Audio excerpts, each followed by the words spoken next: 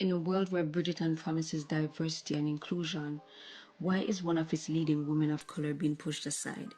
Let's uncover the truth behind Simone Ashley's mistreatment and the impact it's having on the show. Hey everyone, welcome to Incognito Commentary. This is where I share my thoughts on pop culture, music, and everything in between in cognito mode. I'm so excited to have you here for my very first video, so let's jump right into the conversation. So I was recently on Twitter where all of us, the fans of the show, saw the list of characters that will be coming back for season 4, and Simone Ashley was not on the list. And based on what I've heard, the list that was released for season 3, she was not on that list either.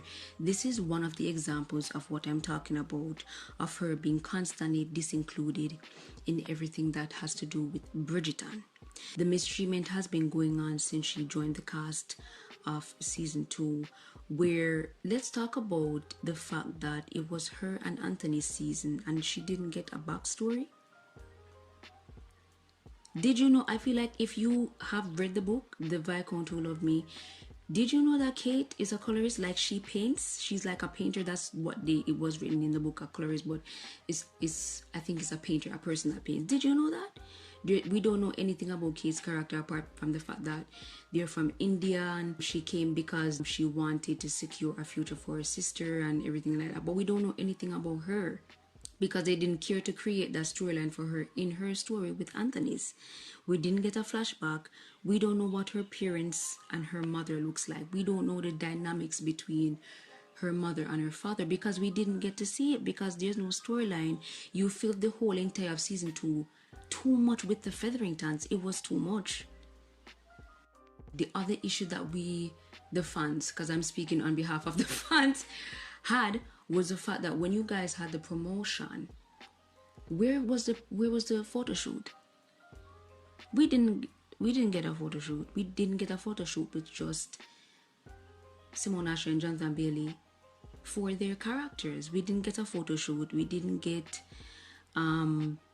with the promotional videos, Charitra is in it, and if it's not Charitra with both of them, it's the whole entire cast. We didn't get to have the experience of, because when you are a consumer of television and you love television and you love rom-coms and you love television shows and things like that, we love the fun of going on Google and searching for the characters and what other projects they've been on, or we love to watch interviews of the couples together to see what their chemistry is like in real life.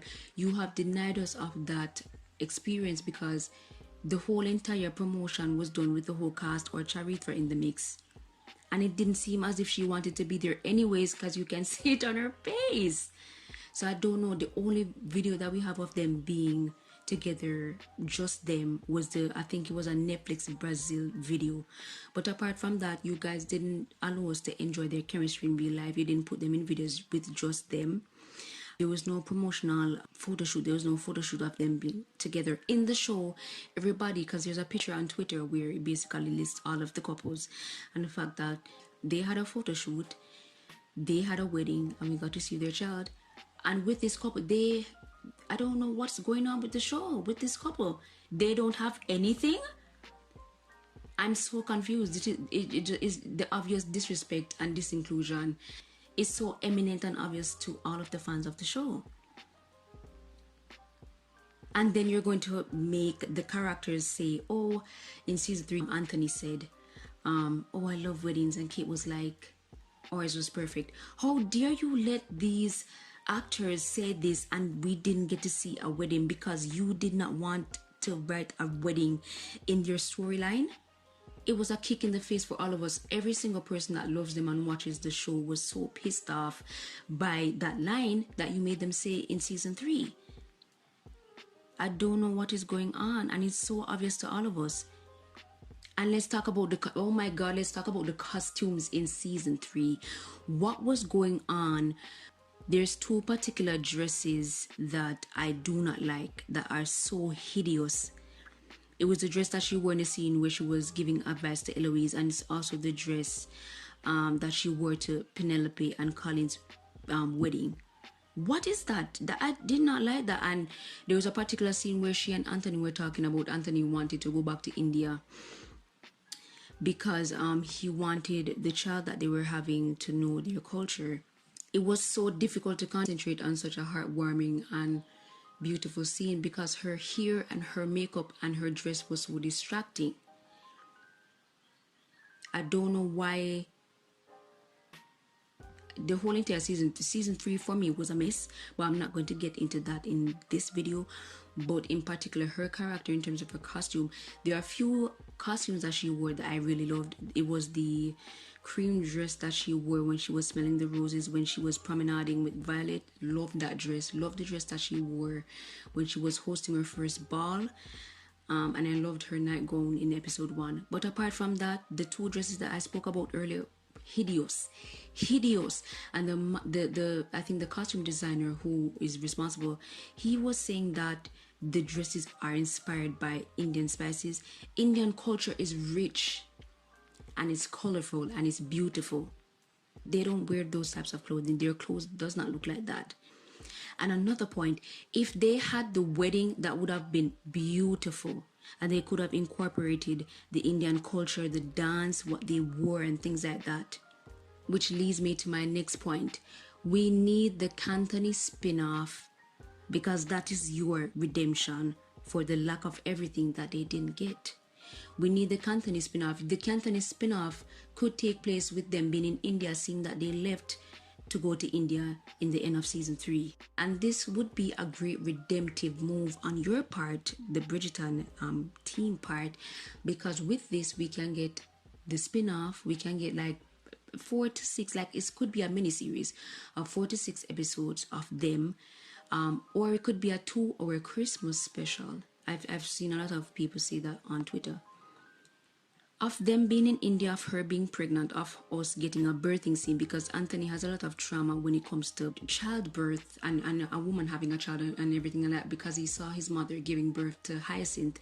That was a very terrifying moment in time for him. So we would love to see Kate having a baby and seeing how he reacts and steps up and be a husband and is supportive.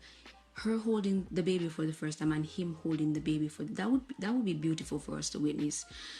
It would be great for us to see them in India with the culture, with the clothing, with them being parents for the first time. We could get flashbacks of Kate with her parents and what that was like for her being a little girl with her mother and her being with her father.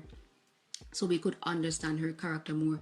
We could get flashbacks of the wedding, and you could incorporate them having an Indian wedding with the Indian dances, the Indian music, the Indian culture. This would be a great redemptive move on your part, the Bridgerton team, because you have completely neglected these characters, but specifically Kate's character. And another point I have to make, Anthony Bridgerton spent all of season 2 being completely enamored and obsessed with Kate's character, right? He's a Velcro husband. Wherever she is, there he is also. He's attached to the hip.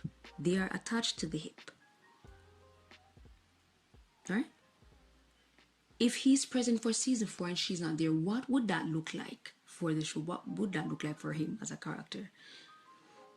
I'm intrigued and interested to see how they would spin that and make that work. But to me, that wouldn't, his character wouldn't make any sense going forward if she's not in season 4 and the seasons going forward. Thank you for sticking around to the end of the Incognito commentary. If you enjoyed this deep dive into pop culture and want more behind the mask takes, don't forget to subscribe and hit the notification bell so you never miss an upload. I'd love to hear your thoughts on today's topic, so drop a comment below and let's keep the conversation going. Stay curious, stay incognito, and I'll see you in the next one. Bye.